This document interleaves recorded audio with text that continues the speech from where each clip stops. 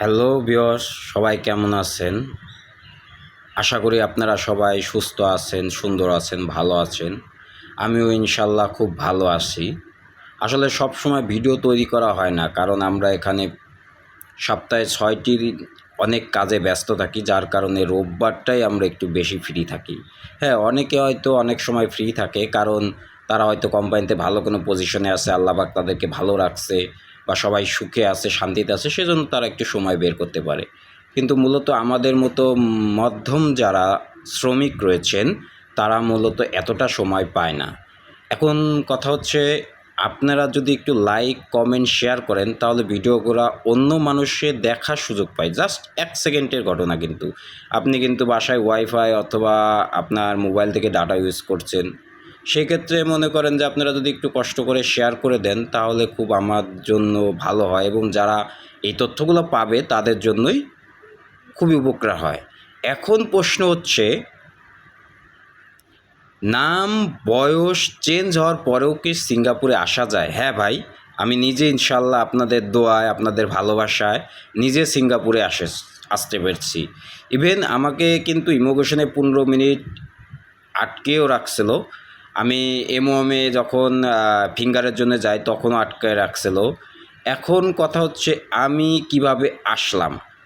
হ্যাঁ, আমার এক ভাই আছে সিঙ্গাপুরে পরিচিত, সে আর তার মাধ্যমে আমার মূলত আসা। সে খুব ভালো একজন মানুষ। এমন যদি কোনো কারো হয়ে থাকে যে নাম পরিবর্তন হয়েছে বা কোনো কিছু, তাহলে আপনারা যোগাযোগ করতে পারেন, তাহলে হয়তোবা আমি আপনাদেরকে ভালো কোনো তথ্য দিতে পারবো।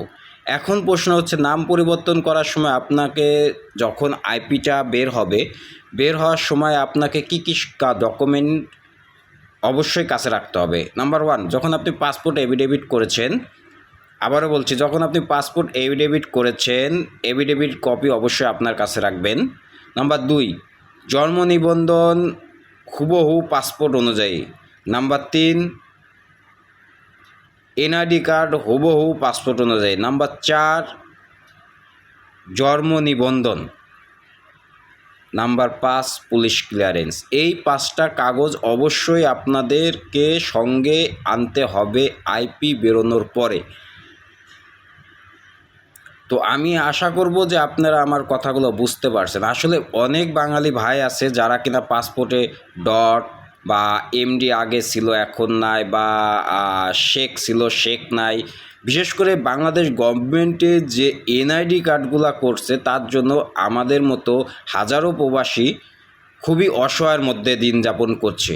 আসলে প্রবাসীদের জন্য তেমন কোনো সুযোগ সুবিধা নেই, কোথাও নেই। বিশেষ করে বাংলাদেশে তো কিছুই নেই। বাংলাদেশে এয়ারপোর্টে যে প্রবাসীর সাথে কী আচরণ করে, সেটা শুধু একজন প্রবাসীই বলতে পারবে।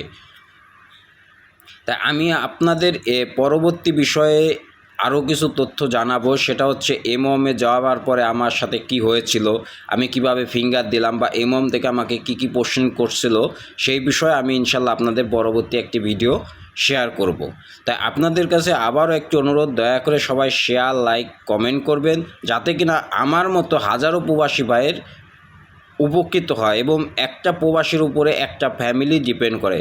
তাই আপনাদেরকে আবারও আপনার সুস্বাস্থ্য কামনা করে আমি আমার ভিডিওতে আজকে শেষ করছি। দয়া করে আমার জন্য দোয়া করবেন, আমিও আপনাদের জন্য দোয়া করব। আপনারা একটু কমেন্ট ফলো করবেন, যাতে আমার পরবর্তী ভিডিও পেতে আমি করতে আগ্রহী হই।